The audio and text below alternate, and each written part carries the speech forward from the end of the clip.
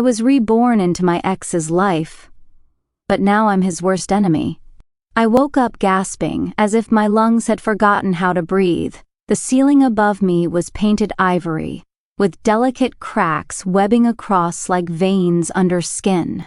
A soft, perfumed draft moved the heavy curtains by the window, and somewhere nearby, a clock ticked, slow, too slow, like time itself didn't quite work here. But none of that mattered, because I wasn't in my body, and I knew it. My hands trembled as I lifted them to my face, thinner fingers, pale skin, a scar near the knuckle I didn't recognize. My chest rose and fell with quiet panic, restrained and unfamiliar. I wasn't wearing my clothes. The nightgown was silk, delicate and floral. Nothing like me, nothing like Rachel, except I was Rachel, right? Then why did I feel like I had just stolen someone else's life? Flash, the stairs, rain on the marble, someone shouting, "Rachel, wait!" Fingers clamping around my wrist, a hard push, a scream, mine, and then darkness. The memory jolted through me like a lightning strike. I flinched. The air felt thick, suffocating. I twisted my body and practically fell out of bed, crawling toward the mirror across the room like it might tell me the truth. And it did. The woman who stared back at me had soft russet blonde hair and warm hazel eyes. Full lips, high cheekbones, familiar in that eerie, half-remembered way, like an actress in a movie you watched once as a child and never saw again. She was pretty, gentler than me, a little older maybe, but I saw it now, the frame of the jaw, the shape of the gaze. I had seen this woman before. Elaine, my ex-husband's first wife, Garrett's first wife. No. I backed away from the mirror, clutching my chest. My heart hammered, but the rhythm felt different, like it wasn't mine to control. Panic rose like bile. What the hell was this? Then I saw it, on the nightstand.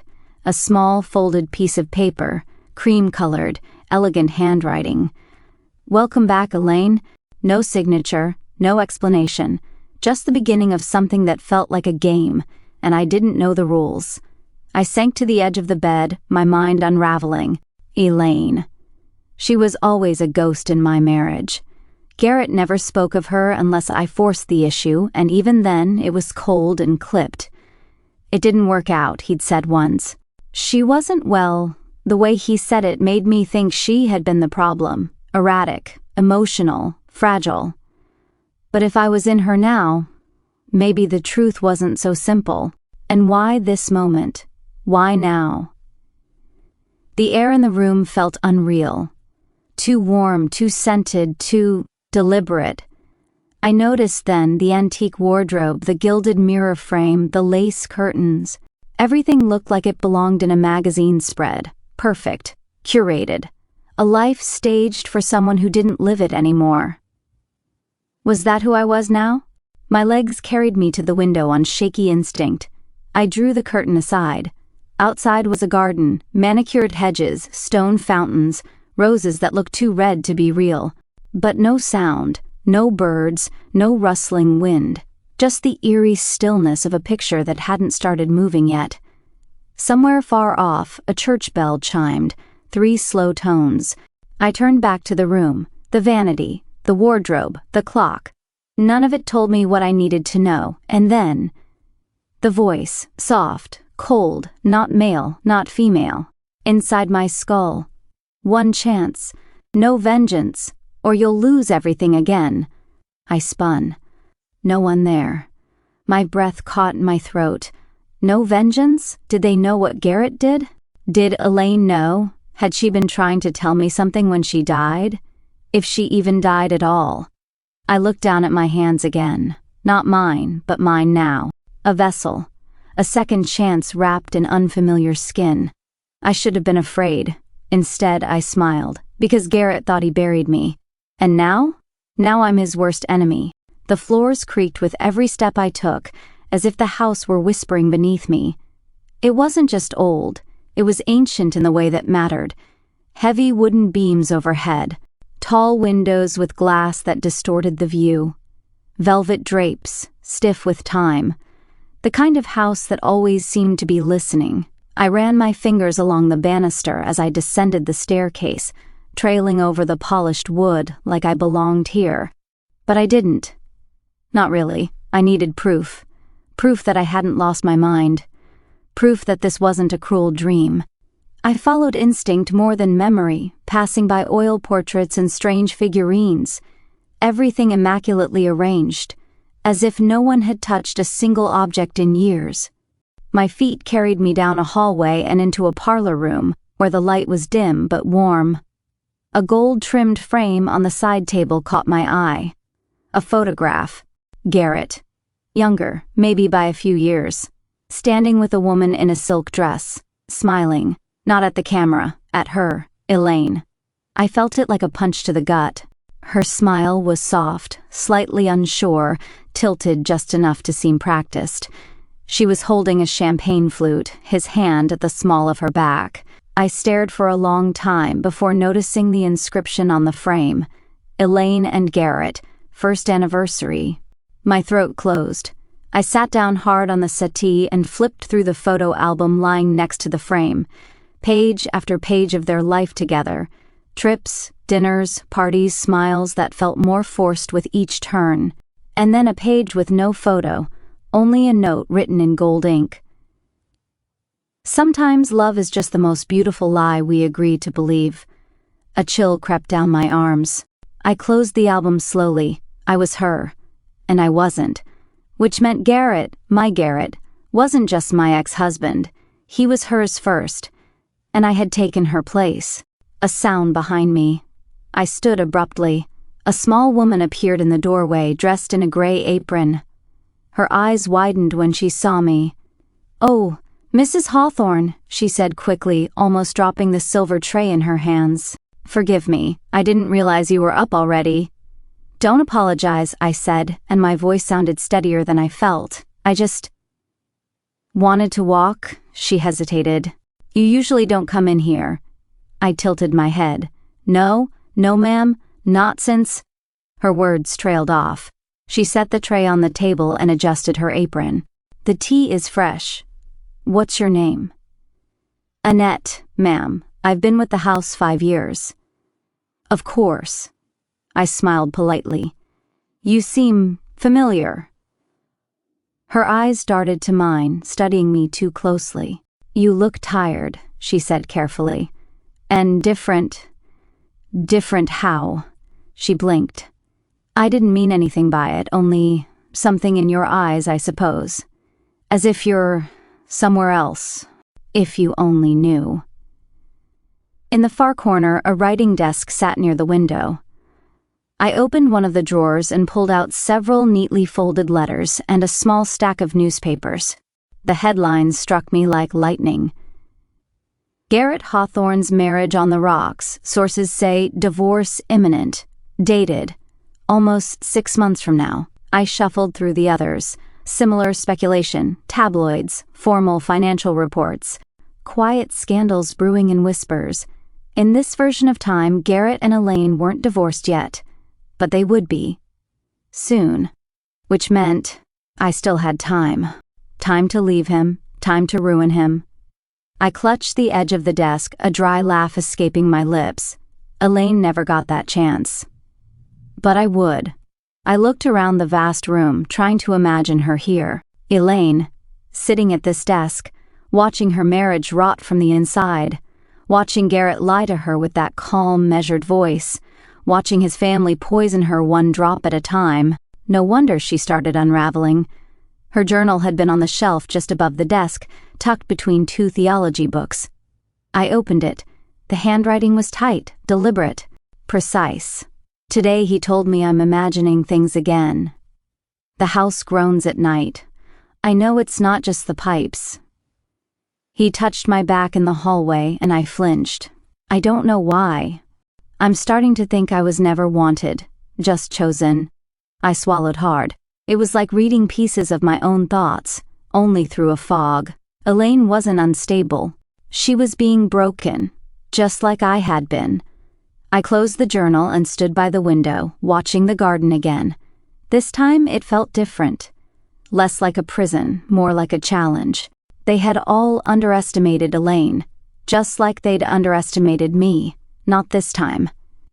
I touched the cool glass with my fingertips and whispered to my reflection, "This time I'll leave him first and make him beg." The whispering started the next morning. At first I thought it was the wind, the old kind that slips through window panes and brushes along the floor like a cat. But there was no breeze, and the air inside the house hung heavy, as if it hadn't moved in years. It came from the walls. A low murmur, like someone speaking just beyond the wallpaper. I pressed my ear to the hallway paneling more than once, certain I'd catch a word. But it would stop the moment I focused too hard, like the house knew I was listening. The floors creaked even when I wasn't moving. The mirrors reflected shadows that weren't mine, and in the library, one of the clocks ticked backward. I stood in front of it for 5 full minutes, watching the hands reverse with deliberate slowness. When I blinked, it was suddenly correct again. This house was not haunted. It was alive.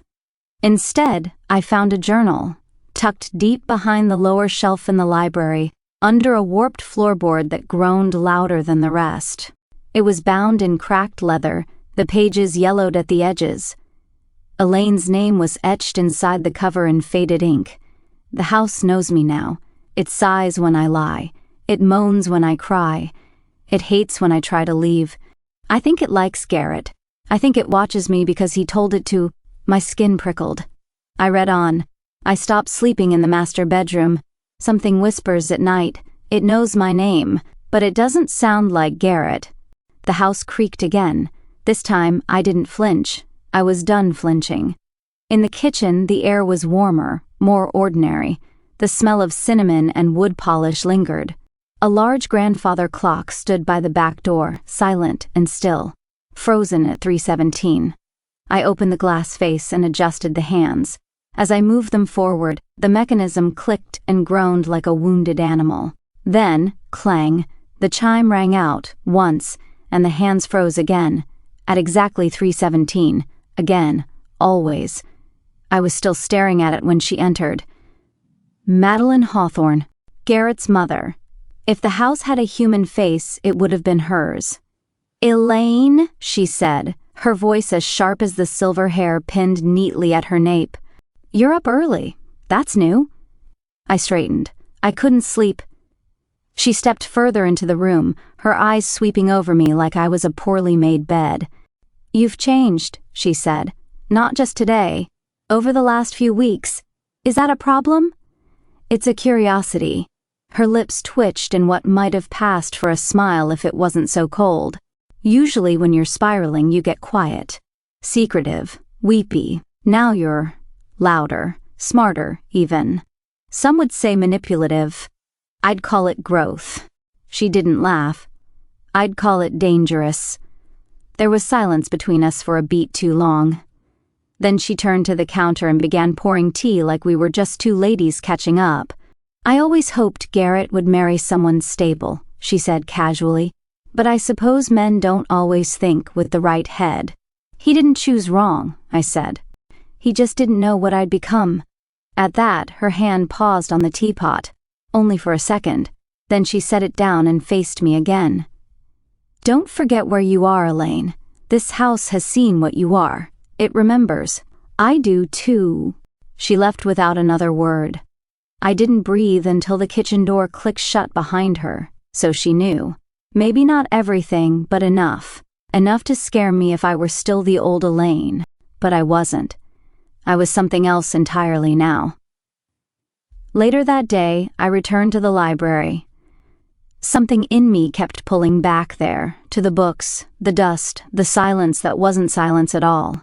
I scanned the shelves again. History, poetry, theology. On the second-to-last row, tucked between two heavy tomes on family lineage, I found it.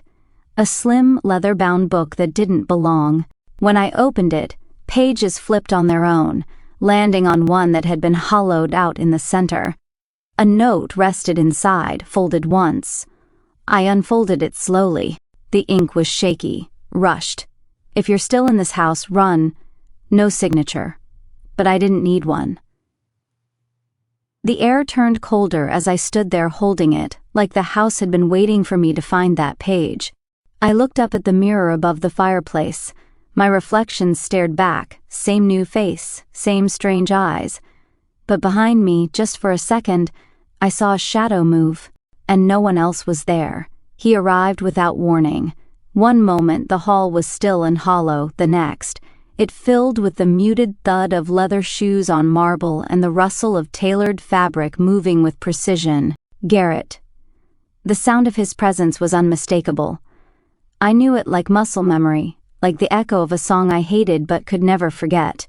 I stood at the top of the staircase as he walked through the front door, removed his coat and glanced up. His eyes met mine, and for one fragile second the world forgot to spin. "Elaine," he said slowly. His voice, God, that voice, still had the ability to raise something primal and furious in me. "You look different." I smiled, but not the way Elaine used to. Not the way I used to when I was Rachel. I smiled like a woman who knew exactly what she was doing. "Different good or different bad?" I asked, descending the stairs one measured step at a time. He blinked. "Just different. Good. Let him wonder." He didn't hug me, didn't kiss me, just watched me like I was a painting he couldn't place. Familiar, but wrong. "You've changed," he said again, more to himself this time. "Maybe I've just remembered who I am," I replied, brushing past him. That made him pause.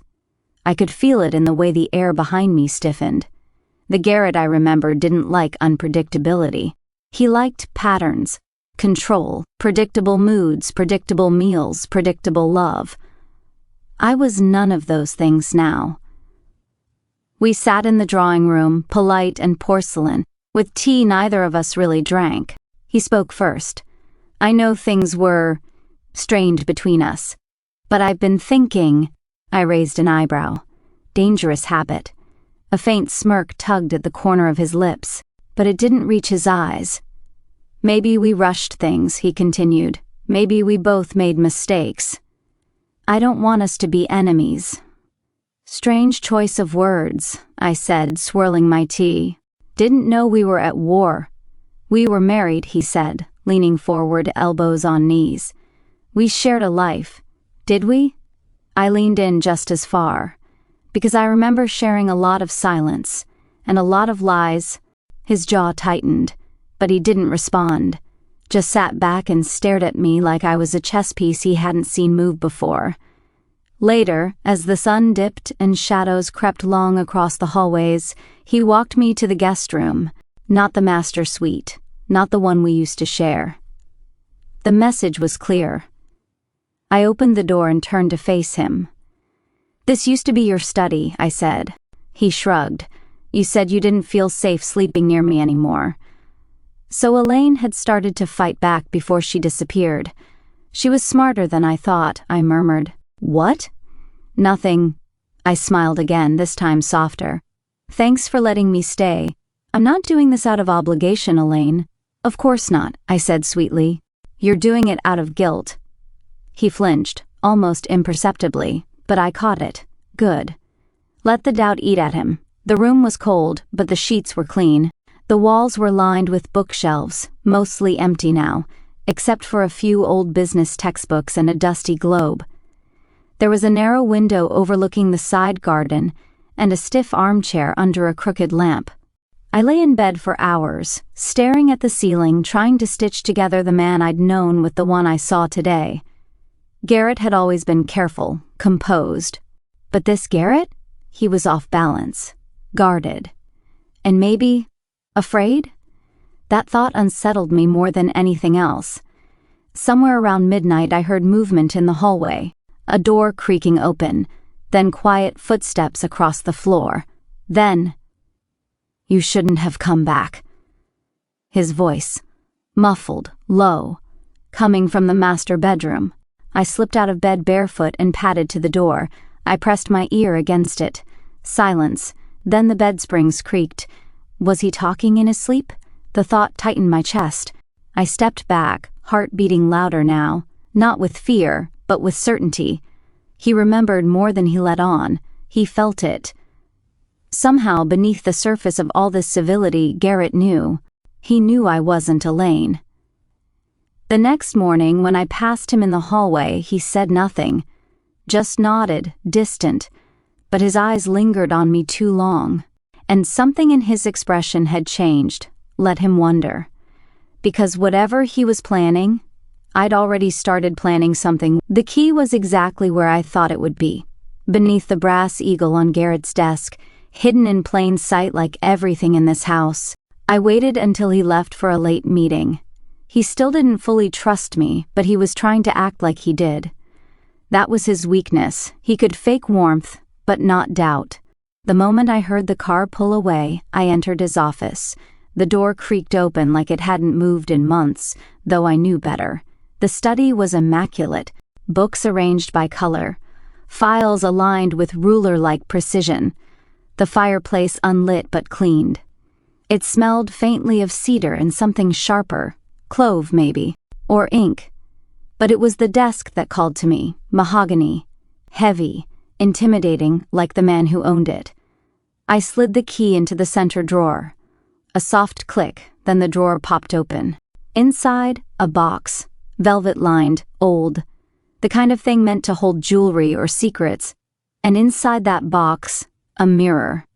It wasn't just antique, it was wrong. Oval-shaped, black frame, etched with symbols that seemed to shimmer when I wasn't looking directly at them.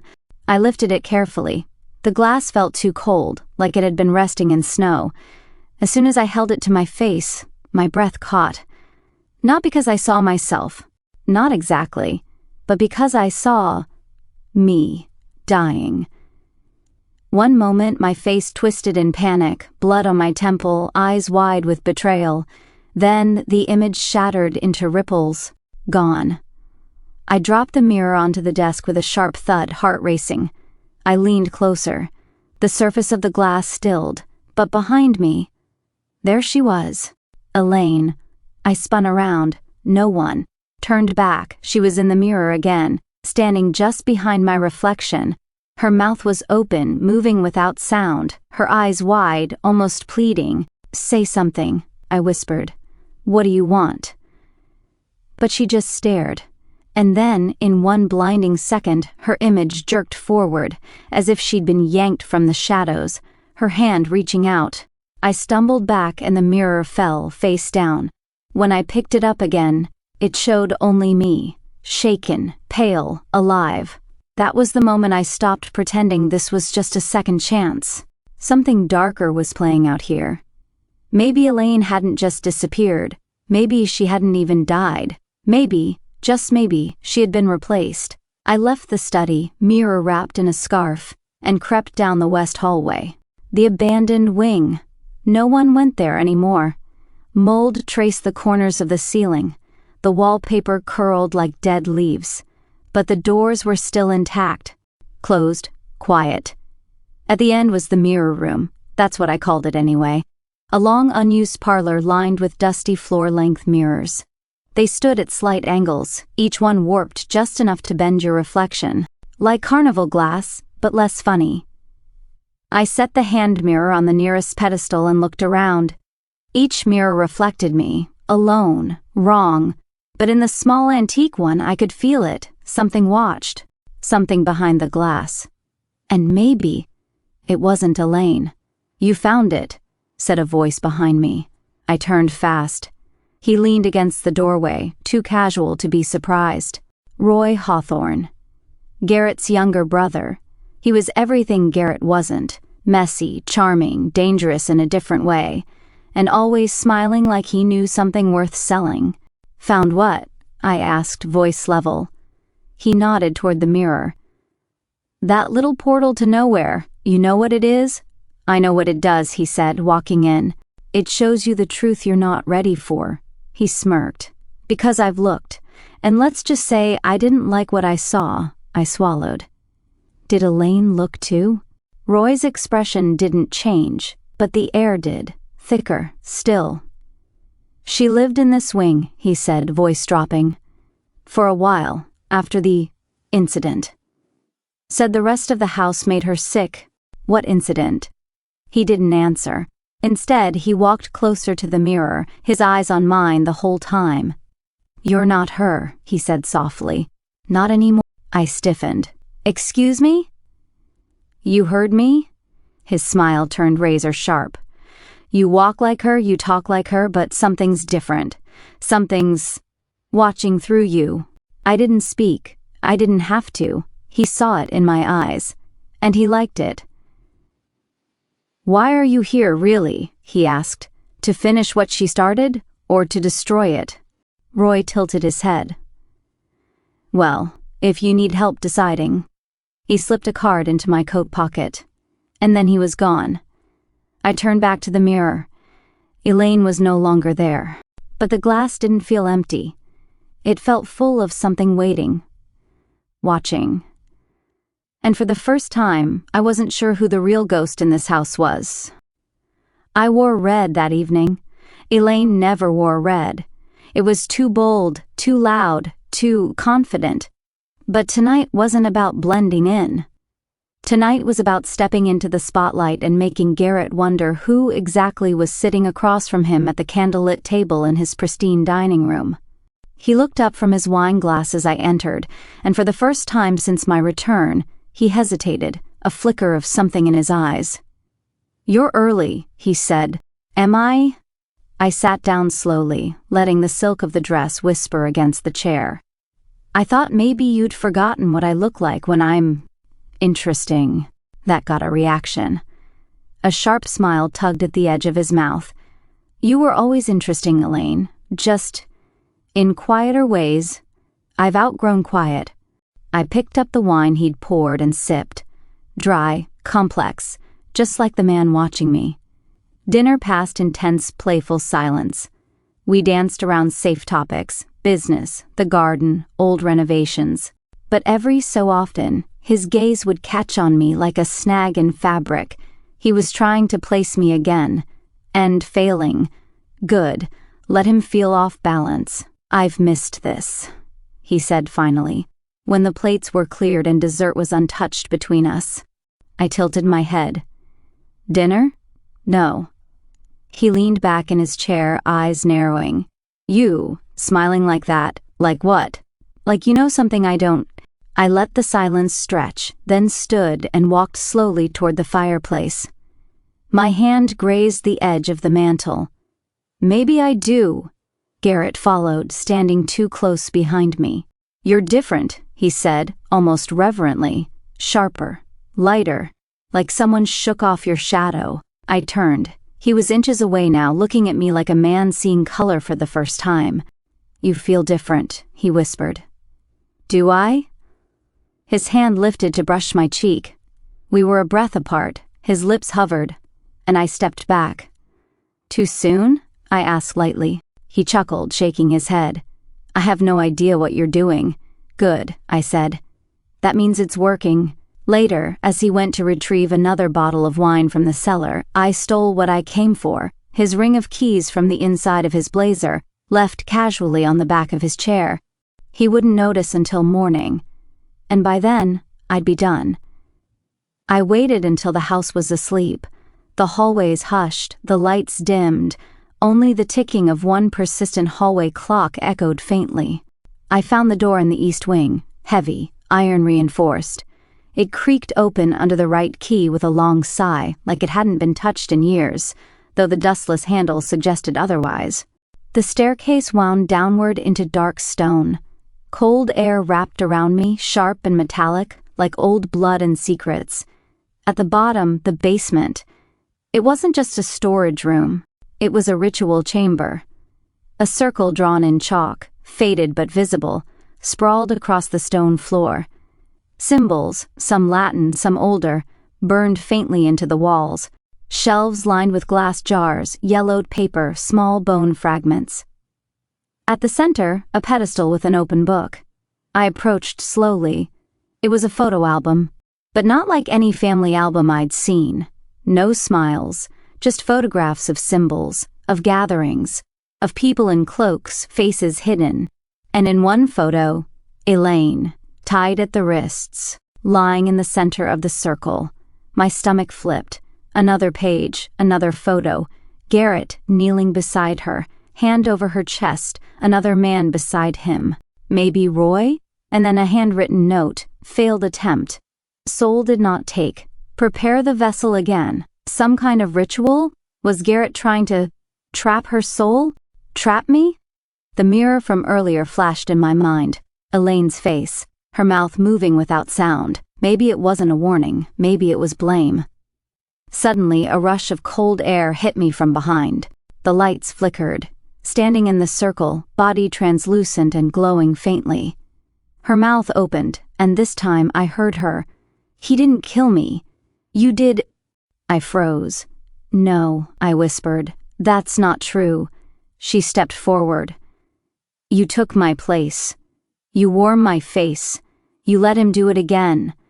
I didn't ask for this, but you stayed. Her eyes blazed. You chose to stay. I blinked, and she was gone. The room was empty again, except for the book still open on the pedestal, and the words I couldn't unread. I locked the door behind me as I left, heart pounding, breath shallow.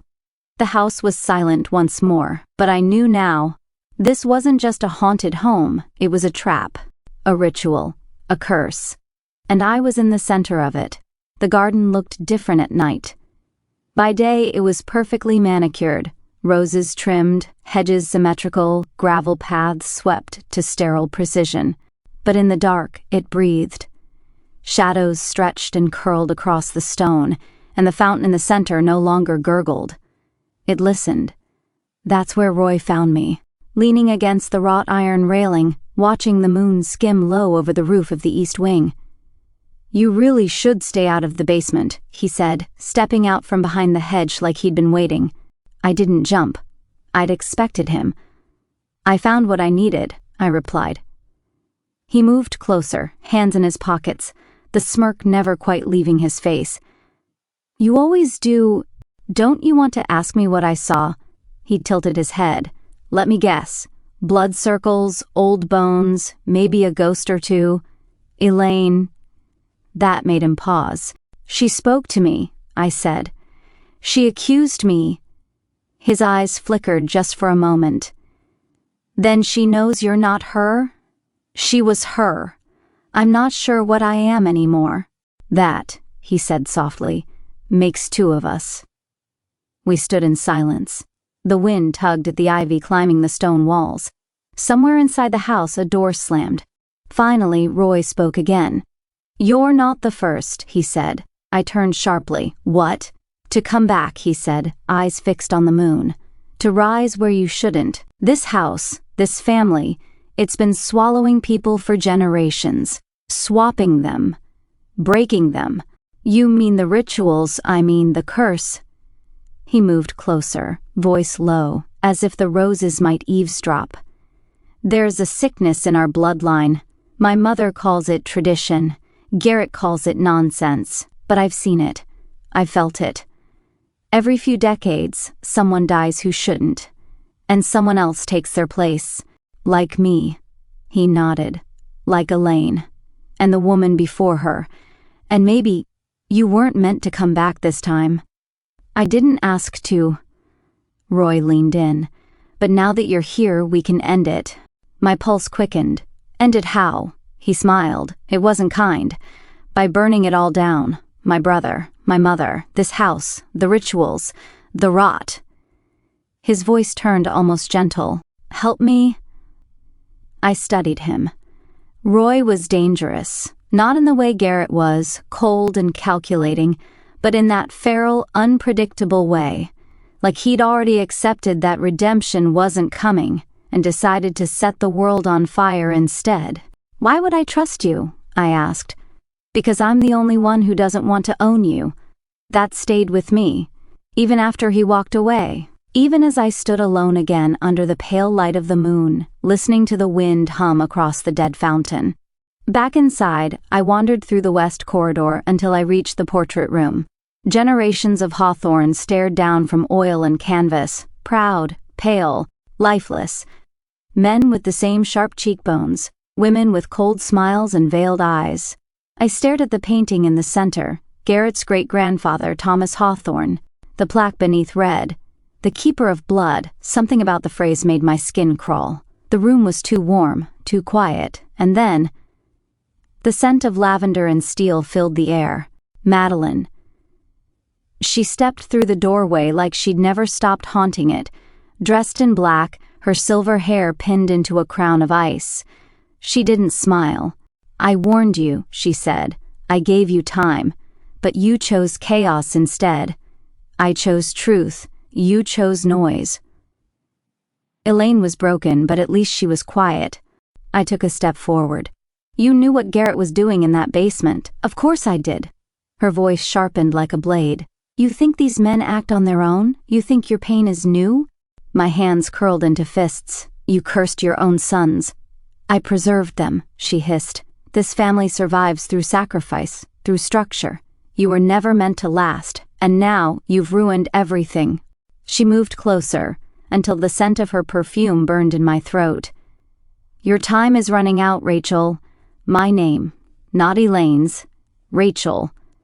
She knew, but she wasn't finished. "You've stirred ghosts that were meant to sleep. You brought back pieces that should have stayed buried. If you stay, this house will take the rest of you. Whatever's left?" I didn't blink. "I'd rather let it take me than become one of you." Madeline tilted her head. "For what it's worth," she said quietly, "you wear her body better than she ever did." Then she turned and walked away, her heels echoing like a final warning across the polished floor. Alone again, I stared at the portraits. Every face on the wall blurred. Every name felt like a curse. But mine? My name still tasted like fire, and I was done running. The last mirror was hidden behind a velvet curtain in the attic. I'd passed it before, thinking it was just another covered relic in this mansion of curated silence. But tonight, as I stood at the threshold, the fabric stirred without wind, like something on the other side had been waiting for me. My hands trembled as I drew the curtain aside. The mirror was tall, oval, framed in dark iron vines. Its surface shimmered, not with light, but with memory. Not mine, Elaine's, or maybe both. When I stepped in front of it, the air shifted. My breath fogged the glass, and then the world tilted. I was back on the stairs. Not these stairs, those stairs. It was raining, hard. I was soaked, heels slipping on the marble. My chest heaved. I was crying. Rachel was crying. A voice behind me, Garrett's. "Don't do this." I turned. Elaine was at the top of the staircase, pale and wild-eyed, her hands outstretched. "You said you loved me," she whispered. I stepped toward her. "No, not me, Rachel." "I do," Rachel said. "But I can't live like this, with the rituals, the voices, the lies. I'm not like you." Elaine's voice cracked. "I was trying to protect you." "I don't need protection," Rachel snapped. "I need Garrett." And then I saw it. Elaine stepped back. Not because of fear, because of pain. Because the man she'd loved had chosen someone else. The memory twisted. I was in the basement now. Elaine lay in the center of the circle. Dazed, dressed in white. Garrett knelt over her, chanting something low and guttural. Rachel stood at the edge of the circle, holding a candle. The ritual, the binding, was in motion. Elaine blinked once. "Please," she whispered. "Don't let him finish." Rachel hesitated. Then she stepped in. The vision shattered, and I staggered back into the attic, the cold air slicing my skin. My knees hit the floor. I wasn't just an innocent woman caught in someone else's story. I had taken Elaine's place. Willingly. I had helped Garrett bind her soul to this house, and now when the ritual failed, it brought me back instead. Because my soul was already tied. I remember now. His voice. Garrett stood in the doorway, pale and shaking. He walked closer, each step filled with something like awe and horror. "You're not Elaine. You're the reason she's gone." "So did you," he said bitterly. "You wanted power. You wanted me, and you destroyed it." He pointed to the mirror. "That thing doesn't lie." I stared at the reflection. It no longer showed either of us, only the broken binding. The ritual wasn't just a spell, it was a trap, and it was still open. "Help me finish it," Garrett said suddenly, stepping forward. "We can fix it, you and I, we can bind again. Properly this time." "No, Rachel," I said. "No." His eyes darkened. "If you walk away now, you'll never come back. You'll lose this body, this life, everything you've reclaimed." I was never meant to reclaim it. He reached for me. I stepped back. "I loved you once," I said, "and I hated her for being in the way. But now I know she wasn't the obstacle, she was the warning." He was trembling. "Please don't leave me." "I already did. You just never noticed." I walked to the mirror and placed my hand on the glass. It burned. Light bloomed, white and gold and painful. I felt my body tremble from within, like something was unthreading itself from time. And in the mirror I saw them both, Rachel and Elaine. One with regret, one with release. Garrett screamed something behind me, but I didn't hear it. I stepped into the mirror, and everything went silent. I don't know how long I floated, but when I opened my eyes, the house was gone. No velvet curtains, no mirrors, no Garrett. Just wind and sky and peace.